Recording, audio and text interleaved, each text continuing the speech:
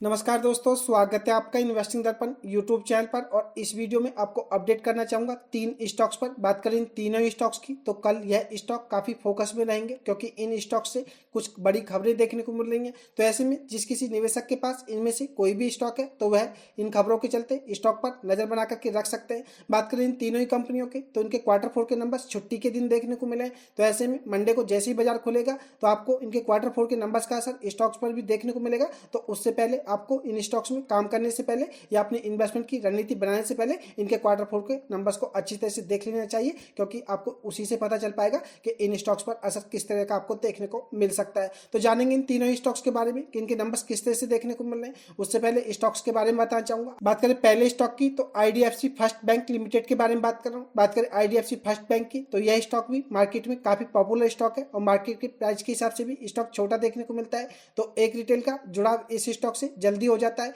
तो ऐसे में जो निवेशक स्टॉक से जुड़े हुए हैं वह इसके क्वार्टर 4 के नंबर्स के चलते स्टॉक पर नजर रख के। बात करें 25 अप्रैल की तो 2.45% की स्टॉक में गिरावट देखने को मिली है। बात करें आईडीएफसी फर्स्ट बैंक की तो यह स्टॉक हमेशा चर्चा का विषय रहा है। कभी कभार इस स्टॉक का कंपैरिजन एचडीएफसी बैंक से किया जाता है, लेकिन फ्रेंड्स एचडीएफसी बैंक और इस बैंक में काफी बड़ा अंतर है। एक रिटेल को यह समझना चाहिए और किसी भी कंपनी के जो स्टॉक होता है उसके ऊपर जाने या नीचे आने के पीछे उसका बिजनेस होता है। तो ऐसे में जो इसकी क्वार्टर 4 की बिजनेस अपडेट हमें आती हुई देखने को मिल रही है तो उससे यह भी पता चल पाएगा कि इस स्टॉक में आगे का मोमेंटम आपको किस तरह का देखने को मिल सकता है। तो ऐसे में निवेशकों को बताना चाहूंगा इस स्टॉक में काम करते समय थोड़ा सावधानी बरतें और एक्साइटमेंट में कोई भी बड़ी गलती करने से बचें। बात करें स्टॉक की परफॉर्मेंस की तो यह भी आपको दिखा देता हूँ। अगर आप इसका मैक्सिमम चार्ट देखेंगे तो आपको इस स्टॉक के बारे में पता चल पाएगा। 6 नवंबर 2015 से ये स्टॉक देखने को मिलता है और स्टॉक 6.25% के अभी तक नेगेटिव रिटर्न बना करके देता हुआ नजर आया। बात करें आईडीएफसी फर्स्ट बैंक की तो इस स्टॉक में यह एक करेक्शन के बाद हमें रिकवरी देखने को मिली थी और स्टॉक शानदार लेवल पर हमें जाता हुआ देखने को मिला था।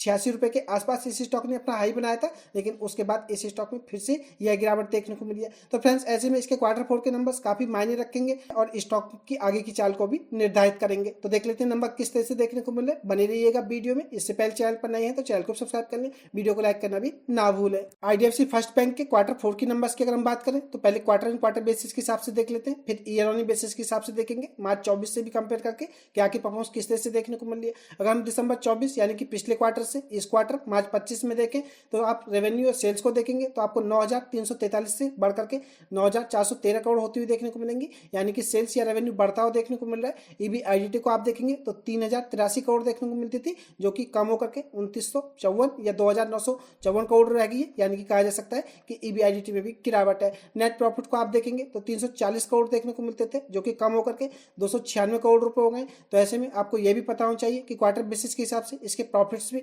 गिरते हुए नजर आ रहे हैं और आप ईपीएस को देखेंगे तो आपको सेम रेशियो में ईपीएस में भी गिरावट देखने को मिलेगी। तो बात करें आईडीएफसी फर्स्ट बैंक की तो क्वार्टर बेसिस के हिसाब से नंबर्स वीक ही नजर आ रहे हैं। ईयर ऑन बेसिस के हिसाब से भी देख लेते हैं। सेल्स में आपको 15% की जरूर जंप देखने को मिलेगी, लेकिन ईबीआईडीटी हमें 3% गिरावट में देखने को मिल रही है। और नेट प्रॉफिट को आप देखेंगे तो बड़ा झटका आईडीएफसी फर्स्ट बैंक को लग सकता है और निवेशकों के लिए भी यह एक चौंकाने वाली खबर हो सकती है। बात करें एक साल पहले तो 732 करोड़ के प्रॉफिट देखने को मिलते थे, जो कि इस क्वार्टर 296 करोड़ देखने को मिल रहे हैं, जिनमें कि 60% की बड़ी गिरावट देखने को मिल रही है और ईपीएस में भी 62% की बड़ी गिरावट है। तो फ्रेंड्स ऐसे में बात करें आईडीएफसी फर्स्ट बैंक की तो ईयर ऑन बेसिस के हिसाब से भी नंबर्स वीक ही नजर आ रहे हैं। तो ऐसे में आप थोड़ा मोटा मोटा अंदाजा लगा सकते हैं कि बजाज के नंबर्स को लेकर के कैसे रिएक्ट कर सकता है और इस स्टॉक में आपको किस तरह का मोमेंटम देखने को मिल सकता है। और फ्रेंड्स वीडियो में आगे बढ़ने से पहले आपको बताना चाहूंगा, मैं इस वीडियो में आपसे 3 स्टॉक्स डिस्कस करने जा रहा हूं। तो इसका मतलब यह नहीं है कि मेरी किसी भी तरह से इन स्टॉक्स पर बाय और सेल की कोई रिकमेंडेशन है। आप वीडियो को एजुकेशन पर्पज के लिए लें,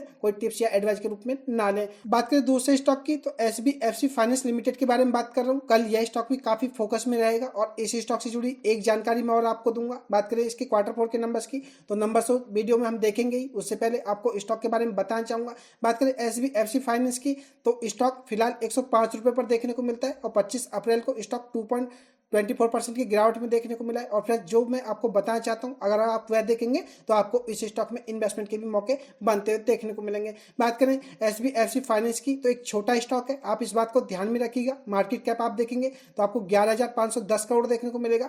52 वीक हाई आप देखेंगे तो स्टॉक का आपको 109 देखने को मिलेगा, यानी कि स्टॉक के अगर आप क्लोजिंग लेवल से और इसके 52 वीक हाई से देखेंगे तो आपको कोई ज्यादा बड़ा अंतर देखने को नहीं मिलेगा और इसके पीछे भी रीजन है, वह भी मैं आपको बताना चाहूंगा। तो ऐसे में आप स्टॉक के बारे बारे में इतना जरूर जान लें, एक छोटा स्टॉक है और स्टॉक 52 वीक हाई के आसपास देखने को मिलता है। मैक्सिमम डाटा अगर मैं आपको दिखाऊं तो फ्रेंड्स यह स्टॉक 18 अगस्त 2023 से देखने को मिलता है और आप इस स्टॉक का जो चार्ट पैटर्न है इसको देख करके एक अंदाजा लगा ही सकते हैं कि यह स्टॉक जब से हमें मार्केट में आता हुआ देखने को मिल रहा है, स्टॉक इसी रेंज में हमें घूमता हुआ देखने को मिल रहा है और यह पहला मौका है जब यह स्टॉक अपना ब्रेकआउट देता हुआ नजर आ रहा है। तो फ्रेंड्स ऐसे में आपको इसी स्टॉक में शॉर्ट टर्म में और लॉन्ग टर्म में भी अच्छे टेस्ट देखने को मिल सकते हैं। तो फ्रेंड्स ऐसे में आप SBFC फाइनेंस स्टॉक पर नजर रख सकते हैं। इसके क्वार्टर 4 के नंबर्स के चलते स्टॉक में आपको बड़ा मोमेंटम देखने को मिल सकता है और जो निवेशक थोड़े एग्रेसिव हैं वह इस स्टॉक पर नजर बना करके रख सकते हैं। यहाँ से आपके पास इस स्टॉक में इन्वेस्टमेंट के शानदार मौके बन सकते हैं। और एक बार फिर से आपको बताना चाहूंगा, मेरी बाई और सेल की कोई रिकमेंडेशन नहीं है फ्रेंड्स, आपको जो समझ में आता हो आप वही कीजिएगा और वीडियो को सिर्फ एजुकेशन पर्पज के लिए लीजिएगा।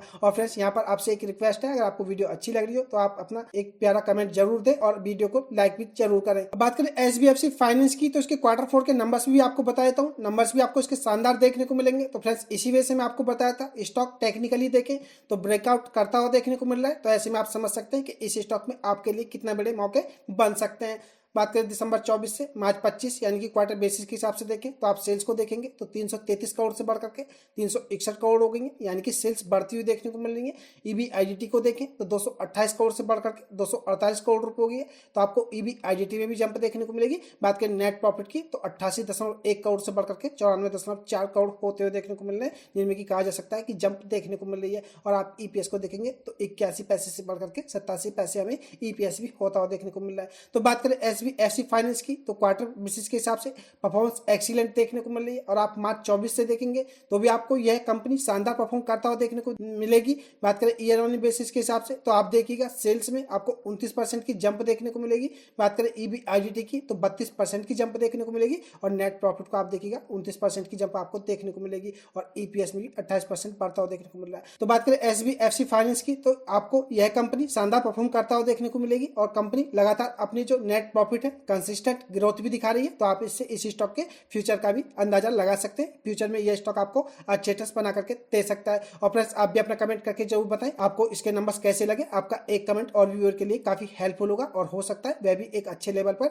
एक शानदार स्टॉक को खरीद पाए। बात करें तीसरे स्टॉक की तो रिलायंस इंडस्ट्री के बारे में बात करूं, जो कि भारत की सबसे बड़ी कंपनी है और आप इससे अंदाजा लगा सकते हैं कि निफ्टी 50 इंडेक्स में बात करें तो इस कंपनी का वेट हमें ज्यादा देखने को मिलता है। तो ऐसे में जो भी हलचल रिलायंस इंडस्ट्री के स्टॉक में होती है उसका असर आपको बाजार पर भी देखने को मिल सकता है। तो फ्रेंड्स ऐसे में बात करें रिलायंस इंडस्ट्री की तो इसके भी क्वार्टर 4 के नंबर्स आ चुके हैं। और बात करें स्टॉक की तो स्टॉक टेक्निकली भी काफी शानदार देखने को मिल रहा है। अगर हम स्टॉक के 52 वीक लो को देखें तो 1114 रुपए का लो लगाने के बाद यह स्टॉक 1301 रुपए के लेवल तक जाता हुआ देखने को मिला है। तो फ्रेंड्स आप इससे समझ सकते हैं कि इस स्टॉक में इसके क्वार्टर 4 के नंबर्स के चलते आपके पास इन्वेस्टमेंट के मौके भी बन सकते हैं। और बात करें रिलायंस इंडस्ट्री की तो एक शानदार स्टॉक है, आप इस स्टॉक पर इसके क्वार्टर 4 के नंबर्स के चलते नजर बना करके रख सकते हैं। 25 अप्रैल को भारतीय बाजारों में गिरावट देखने को मिली, लेकिन स्टॉक फिर भी हमें फ्लैट बंद होता हुआ देखने को मिला। तो आप इससे एक और अंदाजा लगा सकते हैं स्टॉक में गिरावट के मूड में देखने को नहीं मिलता है तो हो सकता है इसके नंबर्स का इंपैक्ट आपको स्टॉक में तेजी के रूप में भी देखने को मिले। तो देख लेते हैं नंबर किस तरह से देखने को मिले, बने रहिएगा वीडियो में। अब बात करें रिलायंस इंडस्ट्री की तो क्वार्टर 4 के नंबर्स को देख लेते हैं। और जैसा कि बता चुका हूँ छुट्टी के दिन नंबर देखने को मिले, तो ऐसे में मंडे को बड़ा एक्शन आपको इसमें देखने को मिल सकता है।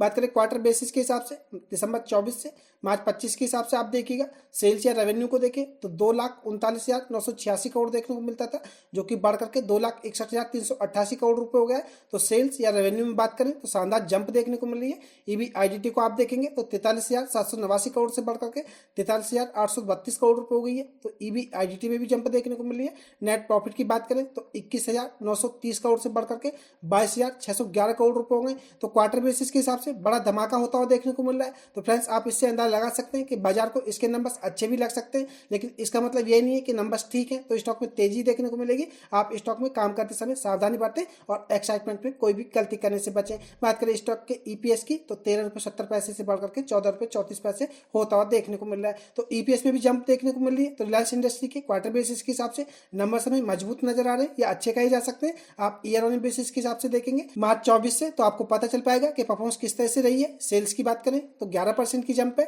EBIDT में 3% की जंप है नेट प्रॉफिट की बात करें तो नेट प्रॉफिट में भी 2% की जंप देखने को मिल रही है और ईपीएस भी 2% की जंप में देखने को मिल रहा है। तो बात करें ईयर ऑन बेसिस के हिसाब से तो नंबर्स कोई ज़्यादा अच्छे नहीं देखने को मिल रहे हैं, लेकिन फ्रेंड्स एक तो राहत वाली बात ये हो सकती है कि नंबर्स पॉजिटिव ही देखने को मिल रहे हैं। ऐसा नहीं है कि मार्च 24 से मार्च 25 में कंपनी की परफॉर्मेंस कोई नीचे आती हुई देखने को मिल रही है। बात करें नंबर्स की तो ठीक ठाक कहे जा सकते हैं और यह देखने वाली बात होगी कि बजाज के नंबर्स को लेकर के कैसे रिएक्ट करता है। तो फ्रेंड्स मुझे इन तीनों स्टॉक से आपको यही अपडेट देनी थी। इनके क्वार्टर 4 के नंबर्स आ चुके हैं और ऐसे में बात करें नंबर्स की तो नंबर्स अच्छे और बुरे दोनों ही तरह से देखने को मिल रहे हैं। तो ऐसे में आप जिस स्टॉक में भी काम करना चाहते हैं या आप जिस स्टॉक से जुड़े हुए हैं आप उसी स्टॉक पर अपनी इन्वेस्टमेंट की रणनीति बना सकते हैं। वीडियो कैसी लगी कमेंट करके जरूर बताएं। वीडियो अच्छी लगी हो तो वीडियो को लाइक करें, शेयर करें। मैं मिलूंगा आपसे नई वीडियो में, तब तक के लिए नमस्कार।